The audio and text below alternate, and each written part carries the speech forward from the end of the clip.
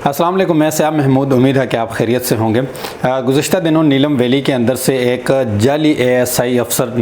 नासिर रिजवान नामी शख्स जो है वो वहाँ से गिरफ़्तार किया जाता है और उसके ऊपर कुछ इस तरह के मुबैना इल्ज़ामात जो हैं वो लगाए जा रहे हैं जिसकी वजह से उसको गिरफ़्तार किया गया। अब वो इल्ज़ामात कुछ यूँ हैं कि वो जाली अफसर बन के या जाली ASI बनकर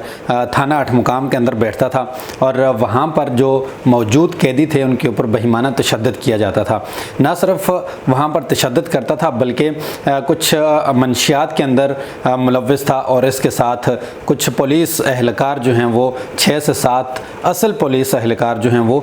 इसके साथ शामिल थे। आया कि ये थाने के अंदर इसकी रसाई कैसे हुई या थाने के अंदर जाली अफसर बनकर वहाँ पर कैसे बैठा रहा और SP नीलम जो हैं वो इस केस से या इस बात से कैसे लाइल्म रहे कि आया कि हमारे इस इदारे के अंदर या इस थाने के अंदर नासिर रिजवान नामी कोई ASI भी तैनात हुआ है। और ये इस तरह के घिनौने खेल पुलिस अफसरान या पुलिस एहलकारों के साथ मिलकर खेलता था कि वहाँ की जो तलबात हैं कॉलेज और यूनिवर्सिटी की उनको अपनी बातों में वरगला कर थाने के अंदर लेकर आता या SP ऑफिस के अंदर बैठकर उनके साथ मीटिंग्स करता और उनको पुलिस में भर्ती करवाने के लिए उनसे भत्ता वसूल करता, उनकी ऑडियो और वीडियो रिकॉर्डिंग करके उसके बाद उनको ब्लैकमेल किया जाता था और ट्रैफिक पुलिस के साथ मिलकर नीलम वैली के अंदर मुख्तलिफ़ मकामात के ऊपर खड़ा होकर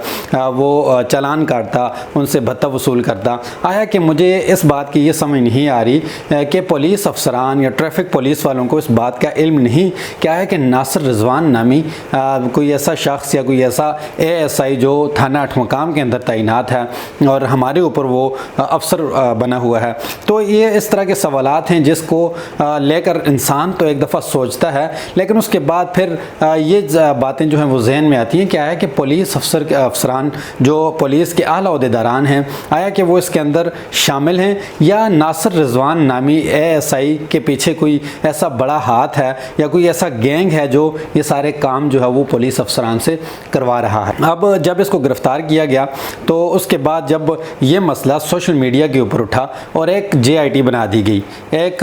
इंक्वायरी कमेटी बनाई और उसका जो सरबराह है वो डॉक्टर लियाकत DIG हैं और आज वो 8 मुकाम में इसी केस की इंक्वायरी करने के लिए वहाँ पर गए और जो मुकामी नौजवान हैं उन्होंने ऑडियो और वीडियो की शक्ल में कुछ बयानात जो हैं वो कलम बंद करवाए, कुछ सबूत जो हैं वो DIG के सामने पेश किए और जो सबसे बड़ा एक मुतालबा उन नौजवानों की तरफ से या शहरियों की तरफ से रखा गया DIG के सामने वो ये था कि SP नीलम को फिल-फौर यहाँ से तबादला किया जाए। और इट्स मीन्स कि जो वहाँ पर SP नीलम तैनात हैं लोगों का उनके ऊपर एतमाद नहीं है या पुलिस अब इस केस के बाद अब पुलिस का जो इदारा है उसके ऊपर अब लोगों का एतमाद नहीं रहा। और यहाँ पर यह भी बताया जा रहा है कि आया कि नासिर रिजवान नामी शख्स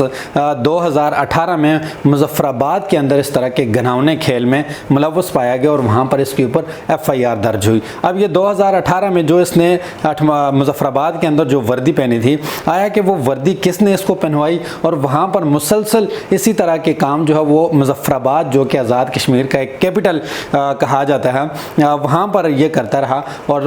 वहाँ पर जब ये केस रफा दफ़ा हुआ और इस केस को दबा दिया गया तो उसके बाद नासिर रिजवान जो है वो नीलम की तरफ उसने अपनी हरकत शुरू की और 2 साल मुसलसल